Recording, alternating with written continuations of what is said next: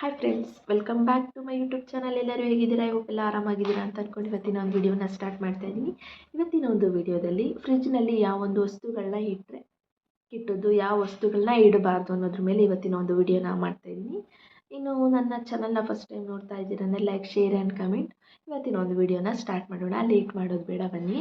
ಇವತ್ತಿನ ಒಂದು ನಾನು ಹೇಳುವಂಥ ಕೆಲವೊಂದು ಐಟಮ್ಗಳನ್ನ ಫ್ರಿಜ್ನಲ್ಲಿ ಇಟ್ಟಿದ್ದರೆ ದಯವಿಟ್ಟು ಈಗಲೇ ತೆಗೆದು ಈಚೆ ಇಡಿ ಅಂತಲೇ ಹೇಳ್ತೀನಿ. ಫಸ್ಟ್ ಯಾವುದಪ್ಪ ಅಂತ ಹೇಳಿದ್ರೆ ಈರುಳ್ಳಿ ಮತ್ತು ಬೆಳ್ಳುಳ್ಳಿ. ಯಾವುದೇ ಕಾರಣಕ್ಕೂ ಈರುಳ್ಳಿ ಸಹ ಬೆಳ್ಳುಳ್ಳಿ ಯಾವುದು ಫ್ರಿಜ್ನಲ್ಲಿ ಇಡಬಾರ್ದು. ಒಂದು ರಾಸಾಯನಿಕವಾಗಿ ಅತಿ ಬೇಗವಾಗಿ ಅದು ಚೇಂಜ್ ಆಗೋದಕ್ಕೆ ಬೇಗ ಅದು ಸಹಾಯ ಮಾಡುತ್ತೆ ಫ್ರಿಜ್ಜು. ಇನ್ನೊಂದು ಅದರಲ್ಲಿರುವಂತಹ ವಾಸನೆ ಬೇರೆ ವಸ್ತುಗಳಿಗೂ ಬೇಗ ಹರಡುತ್ತೆ ಅಂತಲೇ ಹೇಳ್ಬೋದು. ನೀವು ಇಟ್ಟಿರುವಂಥ ಬೇರೆ ವಸ್ತುಗಳು ಸಹ ಕೆಡುವಂಥ ಚಾನ್ಸಸ್ ಜಾಸ್ತಿ ಇದೆ. ನೀವು ಒಂದು ಸರಿ ನೀವು ಟ್ರೈ ಮಾಡಿ ನೋಡಿ. ಒಂದೇ ಒಂದು ಫ್ರಿಜ್ಜಲ್ಲಿ ಈರುಳ್ಳಿ ಇಟ್ಟು ನೋಡಿ, ಬೇರೆ ವಸ್ತುಗಳು ಸಹ ಅದೇ ಫ್ಲೇವರ್ ಬರುತ್ತೆ, ಅದೇ ಸ್ಮೆಲ್ ಬರ್ತಿರುತ್ತೆ.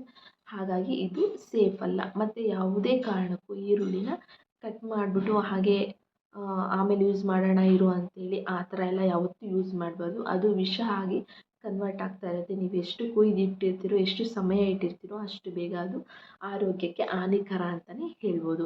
ಇನ್ನು ಸೆಕೆಂಡ್ ಒಂದು ಪಾಯಿಂಟ್ ಏನಪ್ಪ ಅಂತ ಹೇಳಿದ್ರೆ ಜೇನುತುಪ್ಪ.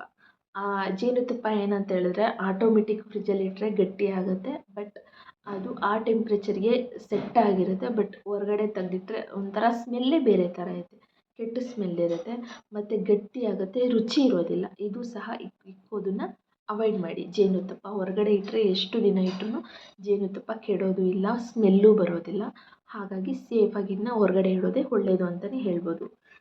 ನೆಕ್ಸ್ಟ್ ಬಂದು ಆಲೂಗೆಡ್ಡೆ. ಇದು ಸಹ ಬೇಗ ಜಾಸ್ತಿ ದಿನ ಬರಬೇಕು ಅಂತೇಳಿ ಫ್ರಿಜ್ಜಲ್ಲಿ ಇಡೋದ್ರಿಂದ ಇದು ರುಚಿನೂ ಸಹ ಹಾಳಾಗುತ್ತೆ ಮತ್ತು ಅದರಲ್ಲಿರುವಂಥ ಪೌಷ್ಟಿಕಾಂಶವೂ ಸಹ ಹಾಳಾಗುತ್ತೆ.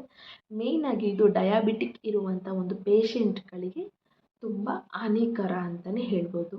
ಇದರಿಂದ ಕೆಲವೊಂದು ಪ್ರಾಬ್ಲಮ್ಸ್ಗಳು ಅವರು ಮುಂದೆ ಫೇಸ್ ಮಾಡ್ಬೋದು. ಹಾಗಾಗಿ ಇದನ್ನು ಸಹ ಫ್ರಿಜ್ಜಲ್ಲಿ ಇಡೋದು ಅಷ್ಟು ಒಳ್ಳೆಯದಲ್ಲ. ಇನ್ನು ಬಾಳೆಹಣ್ಣು ಜಾಸ್ತಿ ಹಣ್ಣಾದ್ರೆ ಟೇಸ್ಟು ಅಂತ ಹೇಳ್ತಾರೆ. ನೀವು ಫ್ರಿಜ್ಜಲ್ಲಿ ಇಟ್ಟರೆ ಅದು ತೇವಾಂಶದಿಂದ ಹಣ್ಣು ಆಗೋದಿಲ್ಲ ಮತ್ತು ಅದು ರುಚಿನೂ ಸಹ ಇರೋದಿಲ್ಲ. ನೀವು ಇಟ್ಟು ನೋಡಿ, ತೆಗೆದು ತಿಂದು ನೋಡಿ, ರುಚಿನೂ ಸಹ ಅದು ಇರೋದಿಲ್ಲ. ನೆಕ್ಸ್ಟ್ ಬಂದು ತುಪ್ಪ ಏನಂತ ಹೇಳಿದ್ರೆ ಬೇಗ ಗಟ್ಟಿ ಆಗುತ್ತೆ, ಅಂಥ ರುಚಿ ಏನೂ ಇರೋದಿಲ್ಲ. ನಾವು ಈಚೆ ಇಟ್ಟು ನೋಡಿ, ತುಪ್ಪನೂ ಸಹ ಎಷ್ಟು ದಿನ ನೀವು ಹೊರಗಡೆ ಇಟ್ರೂ ತುಪ್ಪನೂ ಸಹ ಕೆಡೋದಿಲ್ಲ. ಆಲ್ಮೋಸ್ಟ್ ನಾವು ಹೊರಗಡೆ ಇರೋ ವಸ್ತುಗಳನ್ನ ಹೊರಗಡೆ ಇಟ್ಟು ತಿಂದ್ರೇ ಅದಕ್ಕೆ ಆರೋಗ್ಯ. ಒಳಗಡೆ ಇರೋ ವಸ್ತುಗಳು ಒಳಗಡೆ ಇಟ್ಟರೆ ಅದಕ್ಕೆ ಆರೋಗ್ಯ. ಹಾಗಾಗಿ ಈ ಒಂದು ನನಗೆ ಗೊತ್ತಿರುವಂಥ ಕೆಲವೊಂದು ಐಟಮ್ಸ್ಗಳನ್ನ, ವಸ್ತುಗಳನ್ನ, ತಿನ್ನುವಂಥ ಪದಾರ್ಥಗಳನ್ನ ಆದಷ್ಟು ಯಾವ್ದ್ಯಾವ್ದು ಇಡಬೇಕು, ಯಾವ್ದ್ಯಾವ್ದು ಇಡಬಾರ್ದು ಅಂತ ನೋಡಿಬಿಟ್ಟು ನಾವು ಫ್ರಿಜ್ನಲ್ಲಿ ವಸ್ತುಗಳನ್ನ, ಐಟಮ್ಗಳನ್ನ ಇಡೋದು ತುಂಬ ಒಳ್ಳೆಯದು. ಈ ವಿಡಿಯೋ ನಿಮಗೆಲ್ಲ ಹೆಲ್ಪ್ ಆಗಿರುತ್ತೆ ಅಂತ ಅಂದ್ಕೊತೀನಿ. ಇವತ್ತಿನ ಒಂದು ವಿಡಿಯೋ ಕೊನೆವರೆಗೂ ವಿಡಿಯೋ ನೋಡಿದ್ದಕ್ಕೆ thank you so much. Subscribe ಮಾಡ್ಕೊಂಡಿಲ್ಲ ಅಂದರೆ ದಯವಿಟ್ಟು ಸಬ್ಸ್ಕ್ರೈಬ್ ಮಾಡ್ಕೊಳ್ಳಿ. Thanks for watching.